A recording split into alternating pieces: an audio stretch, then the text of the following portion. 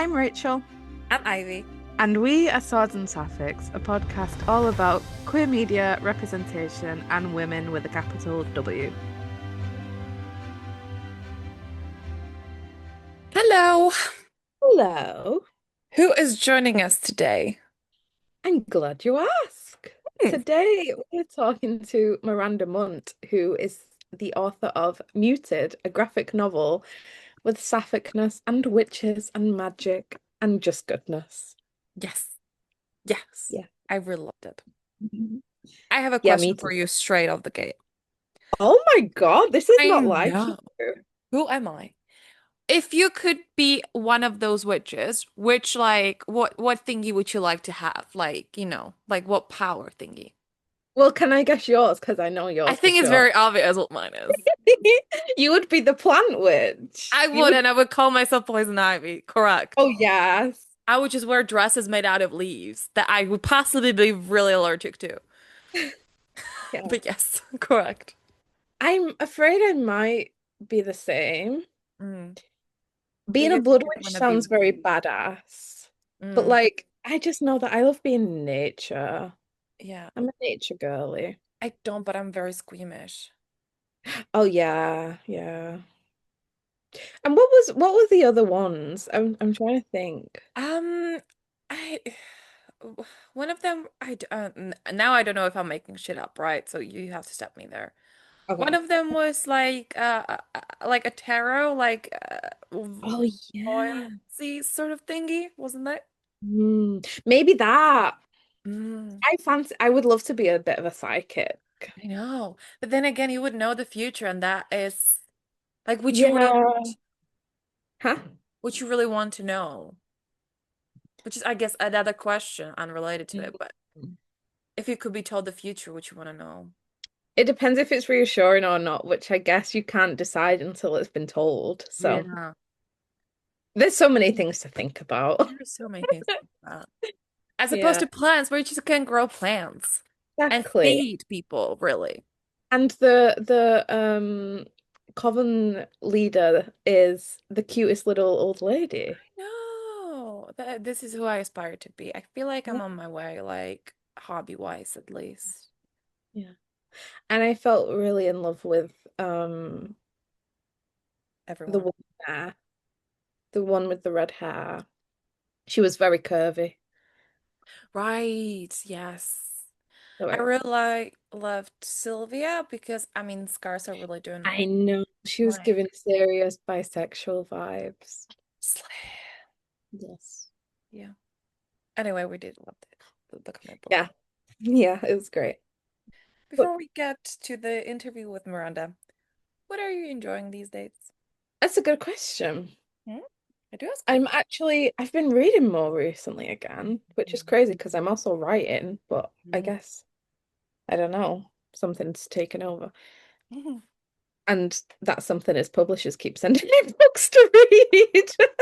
I'm reading Spiraling by Cal Speet, which is out. It should actually be out when this airs. It's out in July. Mm. Um, and it's set in Manchester, which is an immediate yes from me. It's the main character is a gay man. Learn a lot about the gay man experience, let me tell you. Learn about douching, Mm. but it's also just very funny. Like the humor is very British, very northern, like very. I feel at home in the book. I know these people, you know Yeah, what I mean? yeah. Um, yeah, so I've just been laughing out loud most of the time, but it's also got a bit of emotion in there, of Mm. course. He's kind of navigating life after a very bad breakup, and he's got these two friends, these girlfriends, and yeah, yeah, it's really good. Would recommend it. I'm going to be recommending it everywhere. Good. I also read A Fate Inked in Blood by Danielle You Jensen, did. and it's my new favorite romantasy. Mm. It's good because I needed to replace Sarah J. Maas.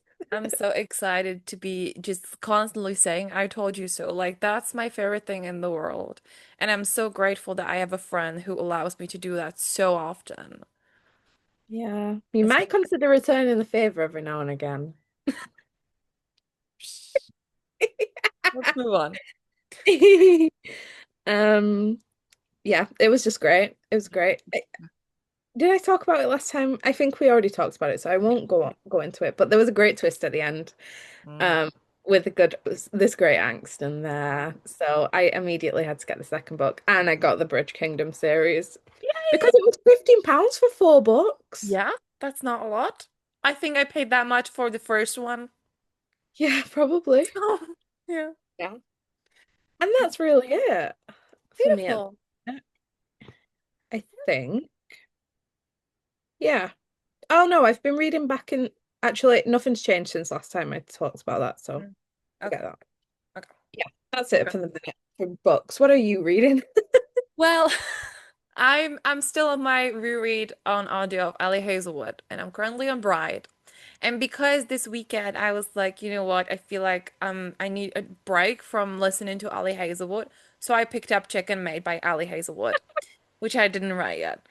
I Um, want to be her when I grow up. I want people to love my books that much. Honestly, it's an issue, but I do be feeling like I need something different. So I'm pretty far. I think I will finish today. I'm behind half of Chicken Made. Mhm. And I have like hour and a half left of Bride, and after that, I think I'm gonna go to re-listening again, Emily Wilde.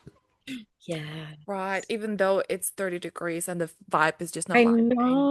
But I know. feel like I'm hoping that it will just like, give Cool me you like, down. thank you. Yes, exactly that. Yeah. Precisely that.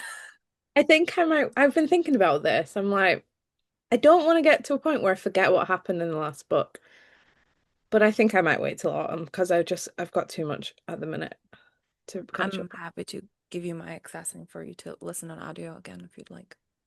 Oh yeah. Yeah, The maybe. audiobook is very good. I listened to it, the first one last year when I was preparing myself for book two. That was great.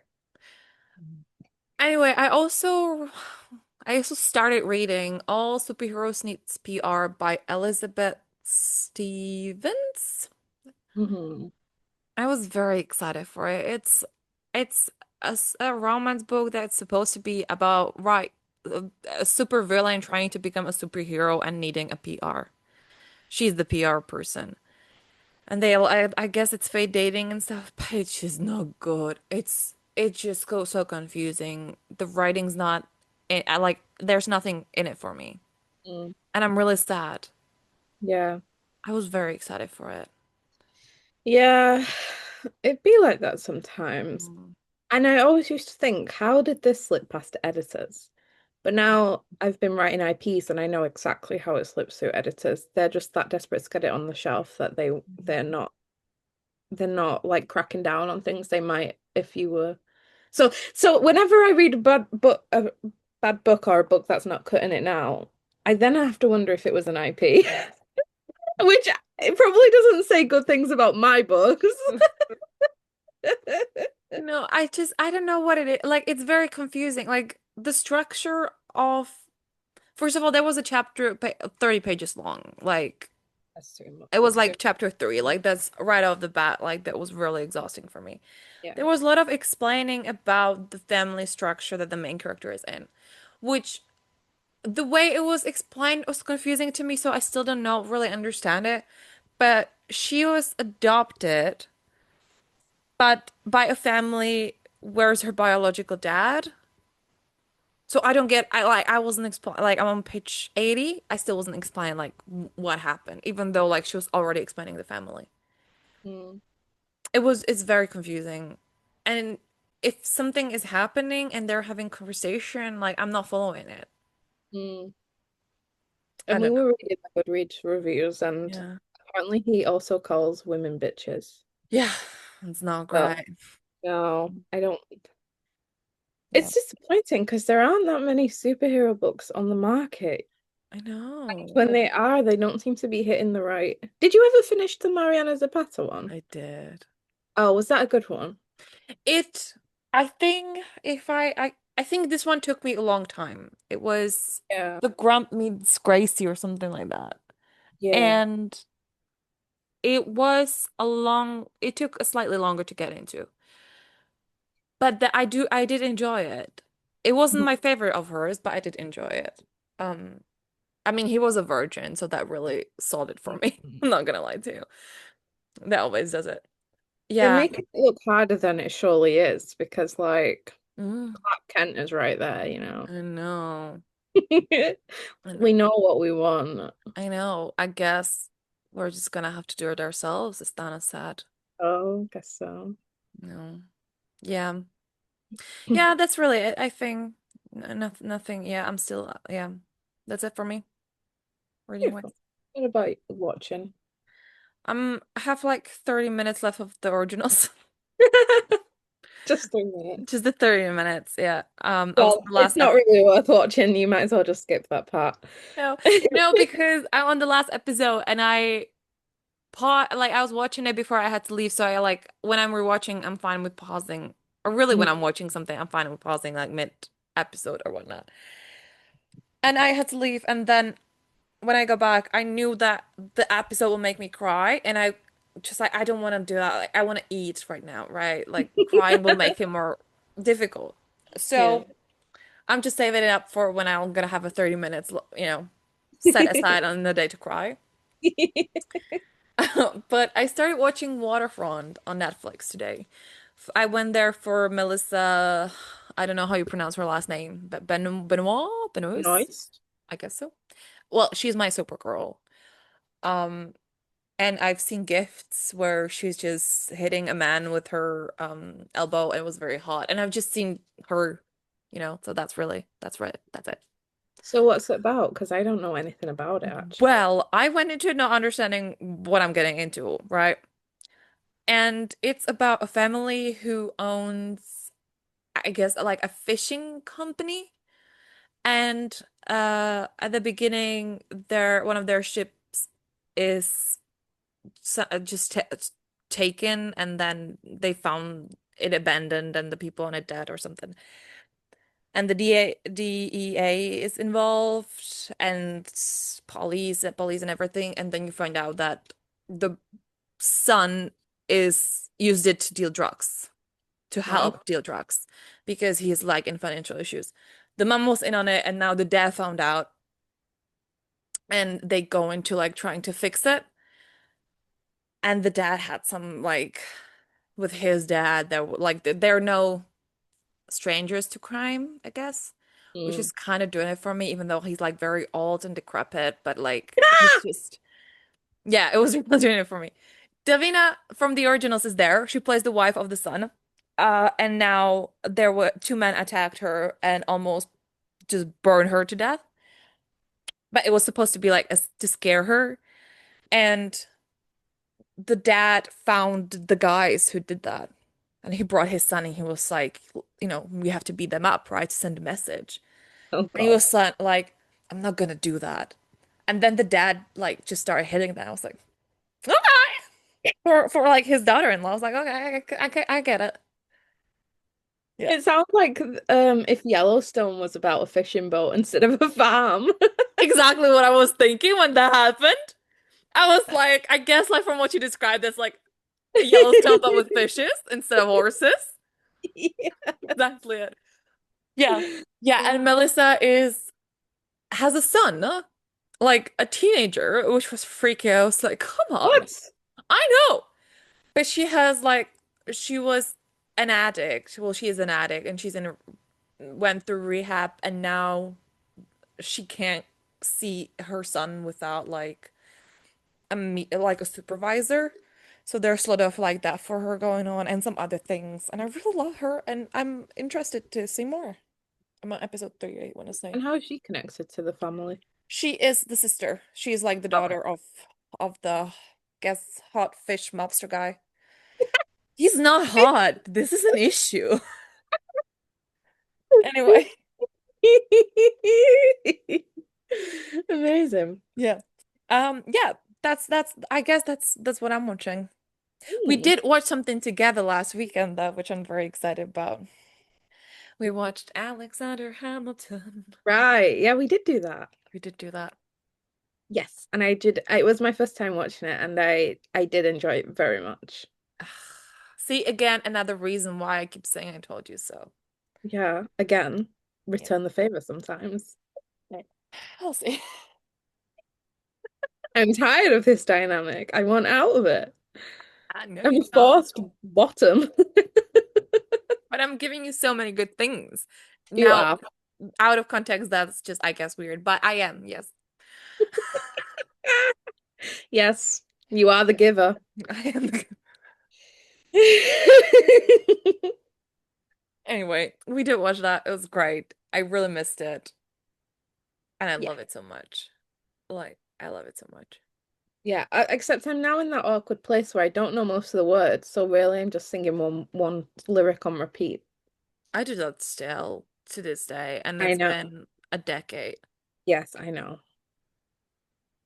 Elaborate. Alexander Hamilton. You just did it. No, like that's And one. I'm not taking away my shot. But Alexander Hamilton, that's in the song. Yeah, I know, and that's what and you sing it on repeat. Yeah, but like I meant about not knowing the words. Oh, right, apologies. Okay. Miscommunication trope here again. It's getting late. I haven't had my tea yet. Okay. I will let you off this time, as they Okay. say. Yeah. Yeah. Well, I'm watching. I just started Department Q, which is very good so far, but I've only watched one episode. But I'm a big fan of Matthew Good. Mm, He's playing a real asshole. mm. But also a traumatized one because he was shot, Oh, and he's basically going to be introduced to this cold case where a very well-off lawyer was kidnapped. Um, I have one fear that they might make her disabled brother the villain, but oh, I'm not far enough in to confirm or deny that. So right. I'll Okay. keep it at bay for now, but I am slightly worried about that. Mm, But yeah, I'm excited. good. What else? Just a lot of Home and Away. I'm not watching a lot at the minute. Oh, Station 19 and Grey's always. Right. Yes. But nothing exciting, nothing to comment on. Hmm. Shall we get into the interview with Miranda Mundt? Let's enjoy. Well, thank you so much for joining us. Would you like to start by telling us a little bit about yourself? Hi, yeah, my name is Miranda Mundt. I am a graphic novelist, comic creator, whatever you like to call it, and also a layout designer where I take uh, other Webtoon comics and I put them into books, into print format, and various other freelance stuff. Great. We got to read Muted in its published version and we really loved it. So could you tell us a little bit about the comic book and what inspired you to create it? The comic itself is about a witch named Camille who went through a pretty traumatic fire in her early life where she lost her mother and twin sister. And so it starts with her 13 years later, where she's now living with the matriarch of her family, her aunt, in a sort of much more muted, like uh, suppressed version of herself, and about to go into a sort of, well, lack of a better word, demonic ceremony in order to like being told to wish for her family's prosperity, basically. And it's just her the trigger point of her realizing, oh, like this isn't what I want to do. Like I don't even really know who I am or what I'm doing. And then meeting a whole bunch of other people that sort of like other witches and demons that sort of expand her world and make her look back at her past and realize, uh, you know, all her repressed memories and emotions, basically, and the fact that she's gay. I didn't really think about the name of the comic book, and now as you said it, I was like, wow, my God, amazing. Yeah, there's also like a technical reason like farther in the series I don't want to spoil for you, but uh like it's an actual like tangible like process that occurs, but like I went out to dinner with my mom once like when it was still like being worked on, and she just like took my hand and she's like, "Did someone mute you?" she's like, does this have anything to do with like real life? And I was like, this has nothing to do with my real life. This is just a story about witches in New Orleans. It has nothing to do with what happened to me as a person. Sure, there's a lot of like real emotions that go into it, but I've never been in these obviously exact circumstances. Amazing. Well, I imagine so much goes into a graphic novel, it's not as simple as like writing on a laptop. Do you have like a favorite part of the process or anything that would surprise us to hear about? I don't know if it necessarily would surprise you, but like I really love um it's funny because like I always really love drawing like the characters like more than anything. Like I that was before I started writing, I was like drawing like people. But like going into a comic, obviously you can't just draw the people, like you have to draw the backgrounds. And I'm like, well, I'm not like super into drawing backgrounds. I'm like, what's a way that I can make this like look good, but also like not kill me? And so that was just sort of like, the watercolor like blending thing and putting everywhere, which I really enjoy doing. But it's like, and I really like how the effect comes together, but it was very much started by I don't know how to draw these backgrounds. And then over time, it sort of just like developed into its own sort of like unique thing that really kind of meshes the whole story together, I think. Yeah, well, that does surprise me because actually one of my favorite parts about the graphic novel is how beautiful, like, and vi like vibey, like atmospheric the kind of backgrounds are. So I would never have Yay! I actually, when I was before I started reading it, I'm currently rewatching the originals, and they're in New Orleans. And I was like, I need a break, so I went to grab your comic book, and I started re and on the first page, I like see the houses that like the vampires were at. I was like, okay, cool. So I'm back in where I started. It all goes back to New Orleans. Yeah, it's yeah, because like for me, like my first like interview with the vampire, the original like movie, and also like American Horror Story Coven is also like in New Orleans, and there's just like a really like the buildings look beautiful and like swamps just look cool and creepy, and just like all like this just like really magical history that goes into that city and that area. And like so I picked it for the story before uh, really getting there. But then my wife and I and our roommate were able to like travel down there. And I'm like, oh, this is everything. This is everything that I had hoped and more. It's just a really beautiful city. Yeah. Did you draw off any kind of real life inspiration for any of it? As far as the characters or as far Oh, the as set, like, just the setting, really. oh yeah, for sure. Yeah, like when, uh, like especially because we spent a lot of time in the French Quarter, like when because like I had the original version of Muted that actually started in the swamp. You didn't see the city like at all.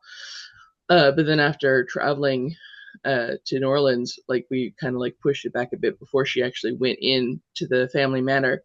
And then like so like all the locations you see are places basically where we actually like walked and like just like took a whole bunch of pictures and stuff. And like there isn't you don't see it in this volume, I'm pretty sure, but you do see it in volume 2, which comes out October 14th. But in volume 2 where there's a place that she goes and the sign says Nat's Cafe is based on an actual cafe that at the time was on that corner that we went to, but I changed the name to Nat's, which is short for Natalie, who's my little sister. So I shifted things for brand reasons, but yeah, based on things that we actually saw. Oh, lovely. And you touched on it a little bit, but is there anything about Camille's story that you hope readers will particularly connect with? Yes, I she goes through um she's a not a very how do I say this nicely? She's depressed, but like, but like when I was writing it, like I knew that she would, be struggling with a lot of mental health issues, and then, but she was at first even like more like within herself, and then I was thinking about it, and I was like, well, like, I have depression and I have anxiety, but like I still have moments where I can have fun and be with my friends and laugh.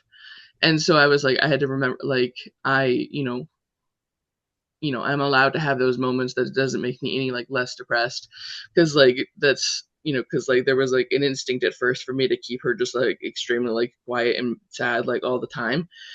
uh but like she has moments where she's allowed to be silly, because even if you have mental illness, you have moments that still have those sort of things. And then so I think that helped to like look at my own situation to help flesh her out as a more full person. And then also, um, I can't remember if this came up in this volume either, but there is, uh, a scene where she's really thinking about, a lot of cyclical thoughts that she has going through her head throughout the day that were very relevant to a period of my life that I've thankfully kind of, learned to gotten help to get out of. But it is, I think, a lot of people, for both Camille and for Aveline, people will read, their journeys and sort of like be inspired to like, oh, I hope anyway, to look at their lives and reassess how maybe they're approaching things, and get help they need. Thank you for sharing that. I was actually going to mention there's always something about witches that kind of does connect either to neurodivergence or mental illness. Like I've always found it for me as well. Kind of like the way they interact with the world feels very relatable, even if it's with Yeah, yeah. I think it is just some. Wouldn't really know how to explain it, because like my first thing is just to say witches are cool. What more yeah. can you say? They're just Yeah. cool. I wish I could do magic, but like, but uh, yeah, I think there's just, I feel like I could give a much more cooler and academic reason as to why that is, and I'm sure there's a video essay out there that exists in regards to that, but I don't know. But I agree with you, is my point. Yeah. Um, how did you build the magical system and the families or the witch covens? Because like for example, I really loved that the collar thingies they had. I Yeah. noticed that later on and I absolutely loved it. And then I even noticed that you're selling them on your website, which is so cool. Yeah. Thank you. Yeah, so it's actually, it kind of goes pretty deep, because my wife and I, we met in eighth grade, but we have this world called Treya, which is the world that Dendro, the demon, comes from. And so like, but we spent, years, all of junior high, all of high school, all of college, like building all these stories in this world. And so then when we got to the point of thinking of trying to make like our own stories, we're like, oh, these are a lot of like really like deep wells. A lot of people that if they jumped into them, that would be kind of a lot for them to take in. And so it was like muted was sort of like it like doesn't stay shallow, but it starts off as a more easier entry point, as opposed to immediately going into like the fantasy world. You're like, oh, you're in New Orleans, you understand where New Orleans is, your life's at school, they have their cell phones, there's still a modern sort of technology going on. And then as you go farther, you just sort of like sink, as opposed to like being immediately thrown in the deep end. But so it's just like a magic system that's come over a year. Like the thing is that the Treya is sort of a parallel world to Earth, and so all of the magic is actually being funneled through Treya into them, and is sort of, and then the familiars like Tobin are being basically contracts that they signed to be able to continue to use that magic. Like, if you think about it, how have either of you read the Golden Compass series at all at any point in your lives? Oh, that's fine. But uh, they had like this thing called, I don't know if you pronounce them demons or daemons, but they like shape shifting animals that are like around with them until they get older, and then they settle into one animal. And like, so that was kind of my thinking, is like they have uh these creatures, and then they sort of like settle in, and like their magic sort of like settles in with themselves as to something like permanent, as they like agreed to continue using it. And then as far as like all the families, it's like uh you know like with Avatar: The Last Airbender, it's cool if you have different things doing specific types of things. The people who control, in Camille's case, blood, people who control, fire, like Mira, or Lilibru, who do stuff with plants. So like having those distinct things, but then uh, it's funny because the Severns do have those specific pins, which I designed. I'm like, ooh, these might be cute merch if I'm able to afford it someday, which I did. Um, but like originally the intention was for every family to have like things like that.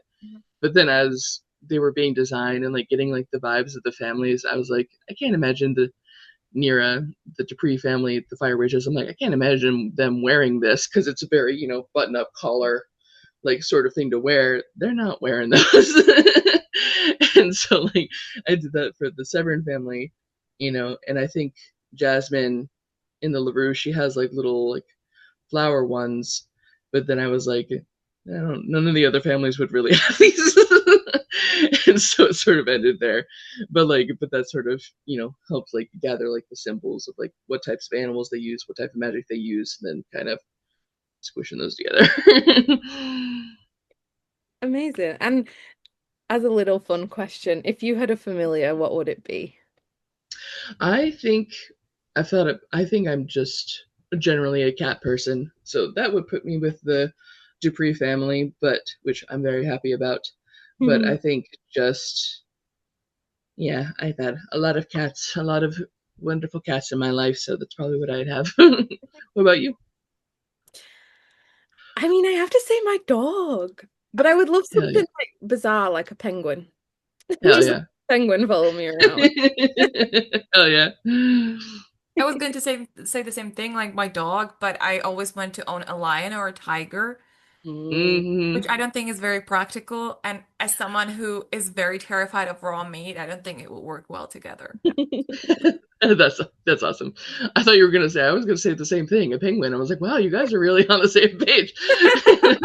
but but that is actually a thing to note that I didn't mention is that all of the familiars they because it's implied later on that there are witch like groups like everywhere. Like if you go to California, you can find people doing their own set of rules there. But like all of the familiars they summon are appear as a sort of animal that would be local to that area, so they don't stand out. So like if you went to Montana, and if there was a witch family, it'd be a lot more common for witches to have like horses because there's a lot of horses running around in Montana. And just like later you'll see, or like in this volume, you see, people who have crocodiles as their familiars because there's crocodiles in the swamp in New Orleans. So stuff like that. So it's like, it's unique and familiar to them, but also it doesn't like make people go, what is the penguin doing here? So then I would have a pigeon as someone living in Prague, I Hell guess. yeah. Yeah. Hell yeah. I don't think mine Pigeons would are be awesome. much different in Manchester. Well, you have a lot of foxes screaming under your window. Fox, Oh, a fox is a good one, yeah. There we Or a go. fox would be hedgehog. good. All right. Oh, a hedgehog would be good. That's a Yep. good one. Yeah. You also have another series named Lovebot. Could you tell us a little bit more about that? Yes, of course. That is the one that I co-created with my wife because like with Muted we had like started to brainstorm it together, but then as I designed Camille, Aveline, and Athalie, and then I was just sort of like, oh, and I was like, I'm like, can I run with this one? And she's like, fine. And so then we shifted to Lovebot, which is actually instead of like a queer sapphic uh polyamorous witchy like thing. Lovebot is a queer gay sci-fi futuristic polyamorous thing. And that one is actually set in 2049 uh in Seattle, or a version of Seattle, because in that world it's like something bad also happened in 2020, but in a more of like the world kind of ended sort of thing. And so by 2049, they've rebuilt a lot of stuff. And obviously, Lovebot, implied by the name, they have sexy love bots that you can own, and then one of them gets the little blocker chip in his head pulled out, and he gains sentience, and then they go on to take down the company that made him. I'm intrigued. Oh. One thing that I really loved was seeing all the diversity that was on the page in Muted, like from, like people of color, of course, but also the one in the wheelchair. Like it's rare Yeah, that you get to see characters like that even in graphic novels even now. thank you. Was I lost my train of thought there. Do you have any favorite secondary characters, and was it a conscious choice to make those representations? I don't think it wasn't conscious in a way of like, oh, I need to have someone that's in a wheelchair. It was like uh it just, you know, fit. Like at the time I was like, I need a character who, like, what type of character would this person be, and like what makes sense with the families type stuff. And then and then they just sort of ended up that way. But Jaquil is actually an interesting case, and also Sylvia in that case, because it was back in 2018. It was sort of uh, it was like, enter this. I don't.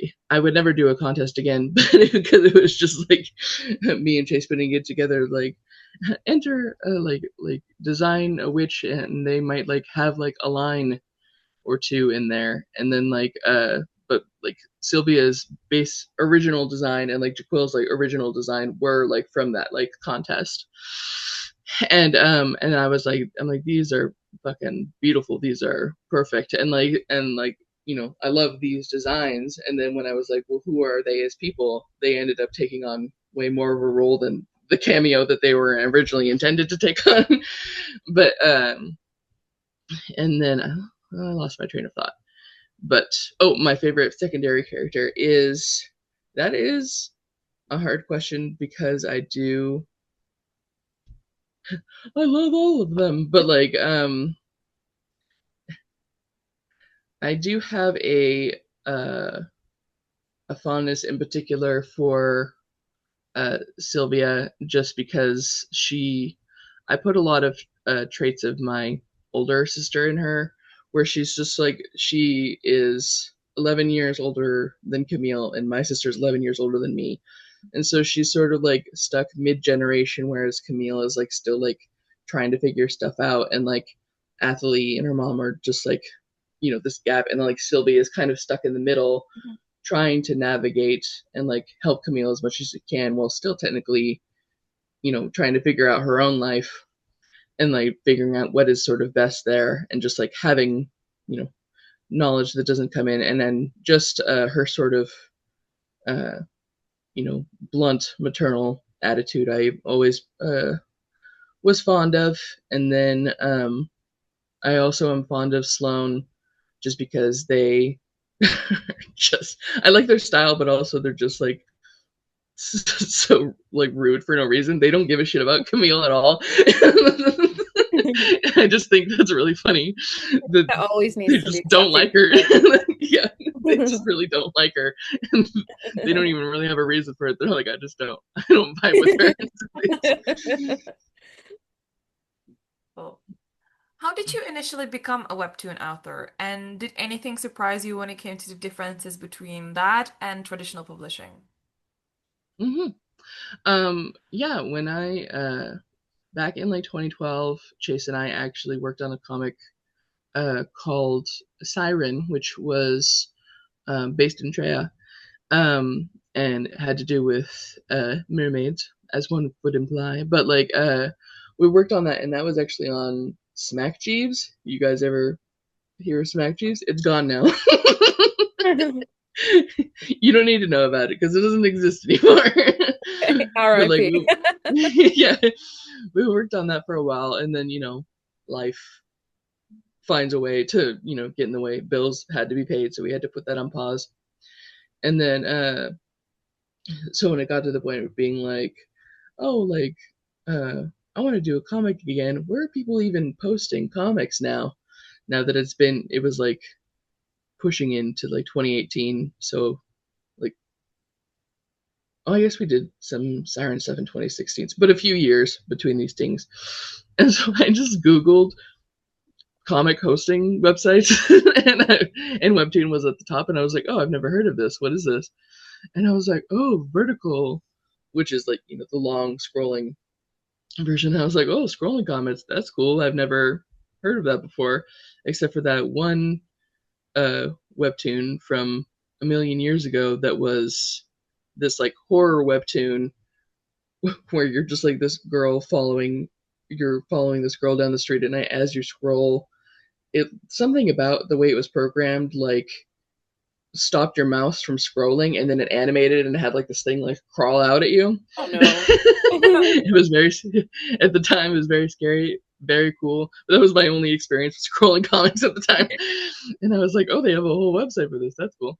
And so I was like, yeah, I think I can make this work. And then, but the funniest thing about that was like, I was like, okay, so I made the first episode / chapter, and I posted it, and then like literally like 2 days later, Webtoon was like, we're doing a contest. If you submit to like this contest and like do this number of episodes within like this week, then you have to then maybe you'll win a chance to be like a Webtoon original.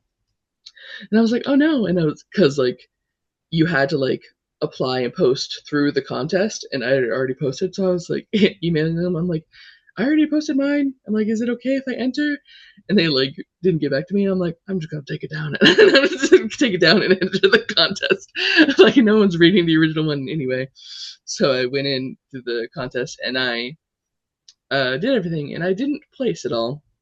I was an honorable mention, I think, and I was like, oh well, that's fine. I still like working on this comic, so I'm gonna keep doing it, even though in the speed that I did this contest, I did kind of write myself into a hole. And like, but then my editor Bree reached out to me, or she wasn't my editor at the time, but she then became my editor. She reached out and she was like, "Hey, you want to be a Webtoon original?" And I was like, "Oh, yeah, okay." But it's good because like the original one, I had gotten to like in volume 1, after the ritual, how Camille sees the leaf on the floor and she freaks out. She's like, oh, Athalie can't see that, and grabs it and runs away. In the original version I had done on canvas, for some reason she ran away, but the leaf was still on the ground, and like Athalie found it, and I was like, so she basically like already knew. And so I was like, going in and having to change everything for like the Webtoon Originals version, I was like, yeah, I gotta change that. I gotta make that not a thing that happens. Otherwise, this story's gonna be very short because Athley's already gonna figure out everything that's happening. Is it quite time consuming to rework like a comic? Because obviously it's not just like you can press delete. Yeah. Well, yeah, and luckily up to, because like with Webtoons, it's like you post weekly. So by the time Bree reached out to me, I had done 10 episodes, which equates to which goes just like right up to where she had gotten to the orchard in volume 1. So like that much, and like and also again the beginning was different.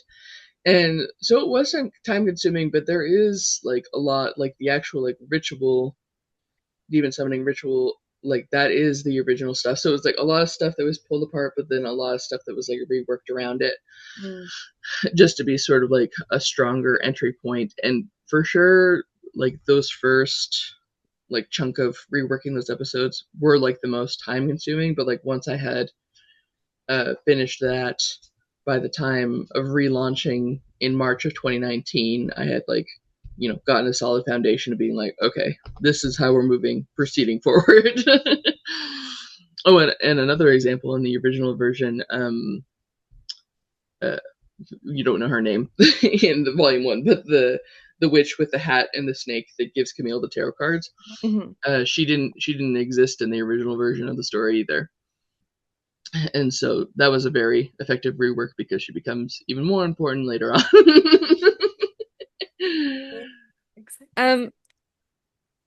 You mentioned in your acknowledgements that changes were also made between Webtoon and traditional publishing. What were those like? And what was it like to kind of change a story that had already reached a lot of readers? Yeah, well, as much like I did, there was only like a few like words and stuff that I like tweaked and changed. Like it was mostly like in the very, very beginning where I was like, I worded that in a way that's like not super clear. It was like, and also things that like, because on Webtoon you can read the comments. And so like I was aware of a lot of hangups that people had, being like, well, I don't get that. Like I don't understand what happened here. So I could be like, okay, like is that something that you just didn't read it, or is that something I actually have to like re-clarify? And so there was only a couple things like text-wise I changed, but it's mostly because Webtoon being the really long, tall, vertical panels. If you have, if you have some panels that would be like that would only take up like this side, or like it'd be even taller than the actual like size of the book. And so it's like that's a lot of the layout design is assessing. Can I share this page, or would that be like a huge spoiler? Am I allowed We've to show you? read it, so We're we're good fine. to go. But like, yeah, like this page, this one is entirely redrawn new because the original one is like she's all the way down here, and like Dendro like comes in from like way higher, and like all the magic swirling. So like that had to be redrawn entirely just to like put them on the same page. And then I think I was actually able to get it so I didn't have to do that too many times. Sorry, I'm just scanning to see if anything jumps out at me as something I'd be like, oh yeah, I had to redo that whole page. But I think that yeah, most of it was able to be pretty one-to-one. I think there was only a couple of cases like that where I was like, oh, I have to redraw this. And like also a couple of like very early faces where I'm like, oh, her face looks a little ugly, I'm gonna redraw it. But luckily I didn't have to do that too many times, but I was like, this is a particularly weird looking face. I'm gonna redraw that. Well, I ended up falling in love with every single character, so I think you did a great job of drawing them all. Thank you. Would have been some challenges in either of the publishing spheres? I think the thing that was most challenging back in the original was just like the time constraint, because it's like 40 panels per week, and the series ended up being 125 episodes, so that's 125 weeks at least, not including the amount of time that goes in like around that. And like not much of a break in between. I found that I know my experience with like publishing isn't the same as someone going directly into it, because like this is my first like actual like published thing, so it's not the same as like me like getting a contract to do a graphic novel straight from print. But I do feel like there's a lot more time. I have a lot more time with the traditional publishing thing. Like they'll reach out to me and they'll be like, okay, you can get that. It's like just like to review something, and they're like, if you can review that within like 2 weeks, that'd be great. And I'm like, I'm just reading it so I can sign it. I don't need 2 weeks for that. But thank you, I appreciated it. As opposed to before being like, if you don't look at this today, we're shutting it down. But like that's a bit dramatic, but it was like it's much more like tense. We're like working with tense feet now. Everyone's like, okay, well you have this much time, and I'm like, wow, this is great. I have all the time in the world.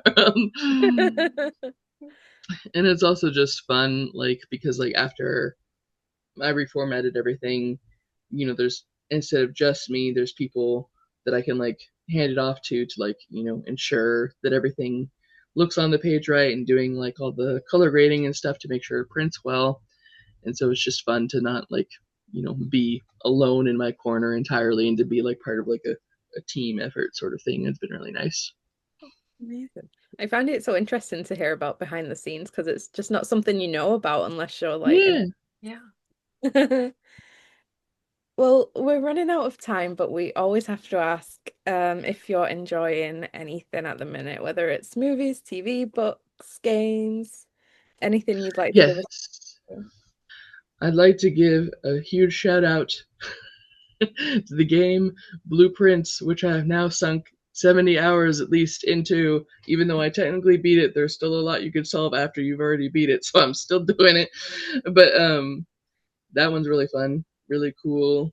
It's like a puzzle type game basically, and it just like looks really awesome. And then and shout out to anyone who makes horror movies just because I like watching horror movies, so the more there are, the more that means I get to watch, and that's Sinners. Who hasn't seen Sinners, go watch Sinners. But uh,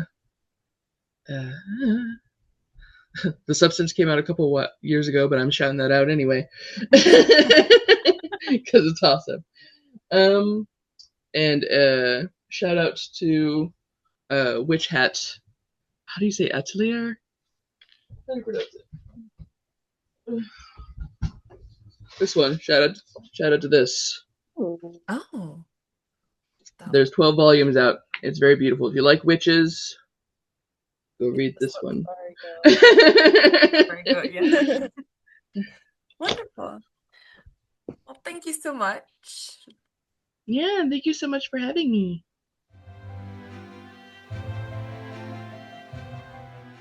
There we had it. There we have it. I want to know more about the process of graphic noveling because it feels like you have to have many talents in one. I know. I'm steering the conversation away, but Mhm. when you mentioned Ali Hazelwood, do we want to talk about the fucking drama of the week? Oh my God. I guess it's gonna be like old news by the time this episode is out, but I'm so upset. Yeah. Let's talk about it. There was some panel, now it's a few weeks ago, where Ali Hazel, I guess, I don't know if there was a question asked, Team Peter or Gale. And there was a lot of like, okay, so Ali Hazel is Team Gale. And then it followed up, of course, like when you're joking with friends or like with crowd, you over exaggerate most of the time. So she like really stood, as Justin Bieber would say, she stood her business on the fact that she found Speeda boring or whatnot. Oh no, Ali Hazelwood. I know that I'm contributing to what's about to happen, but come Yeah, on. like that's what I mean. Like, like when you make it even worse. Like the same with like Desmond the dog, the bird. Oh Um, yeah, yeah. yeah, so like that's our issue. So she Um, kind of tried to make it a personality trait, but it backfired. yeah. Not in a good way because people No. started like going on a post that she collaborated on with someone and like the comments were full of just like hate comments towards her and she was like, "Hey guys, like okay, let's not do this on a post that I'm collaborating on with someone else when I'm like talking about their books or something like that." And in a matter of hours, she deactivated her Instagram account. I just, I have no words. I do believe Gail Stan should be bullied, but like on that scale, no. What even worse is that Ali is doing a lot of, she's using her platform to support lots of marginalized authors. Mhm. She spoke on Palestine and against Israel. She's just using her platform for good, right? You can say what her want about her books, but like out of all the people on the fucking Instagram, choosing her to bully off of it is certainly a fucking choice. It's also who can be asked? Like, Social media is ugh, exhausting to be on. Like, how can you be asked going there and making it more negative? I just couldn't be bothered. I don't understand it. I don't get it. I would consider my friendship with someone if they said it, but I wouldn't be putting it on social media to go and troll them. That's ridiculous. Yeah, like it's not good. No, Not it's good not. at all. We haven't had any good book swap drama in a while. This Yeah, wasn't good. it wasn't good. Like we haven't had anything juicy. We haven't had any authors faking their deaths or I anything. know. Pretty boring. You Something might needs want to to give that a up. try then. My turn. Yeah, we're gonna do like a whole episode like, it was very sad. She died away like so unexpectedly, and then at the end you'll just do boo. 'Twas me. A I was ghost. here the whole time. Or you can, if you want to get rid of one of your pen names, we can just do that. Yeah, I think I need to. I'm getting an identity crisis. There you have it. So we can be the source of a new The hardest part so far has been knowing how to sign my books. fair. Anywho, Anything else you'd like to add? don't think so. Um, no, don't think so. Ow! Well, Kindling is coming out in next month in America and US and Canada. Did you hurt yourself? Or was it like, oh, a thought came to me? I remembered. Right. I would also like to point out that a lot of times when I'm editing the episodes, after I ask you the question, do you have anything you'd like to say? I have to cut out, I don't think so, because immediately you're gone with something that you want to say. So the amount of times I cut that out is just Oh, incredible. No, no, solid. no. I just something, something for you to like know. Takes No. me, I'm a very slow, I'm a very slow person. It takes me a Yeah, minute to remember things. that's okay. And also we're always filming it not in chronological order. Okay, fair. Yeah. Yeah. But if you're in the US or Canada, you can get Kindling in Target, Walmart, and airports soon. Yes. First of all, if you're in the US, so sorry for you, but you can make it better by getting Kindling on your airport on your way out. The US might not bloody be there by the time this airs. So get it as soon as you can. Yeah. Yeah, that's it, I guess. Beautiful. Anything else? Don't think so. Nothing's coming to me. Okay. Well, I guess until next time. Sure. Oh, support women? That was weird, man. I don't even know where we're going with that. I was gonna say I shall seal, but that's not my line. That's not your line. That's my line. Okay. Support women's rights. But most importantly, support women's wrongs. I don't have an unless. No, I have especially if they say really any demon. Yes. Unless they support.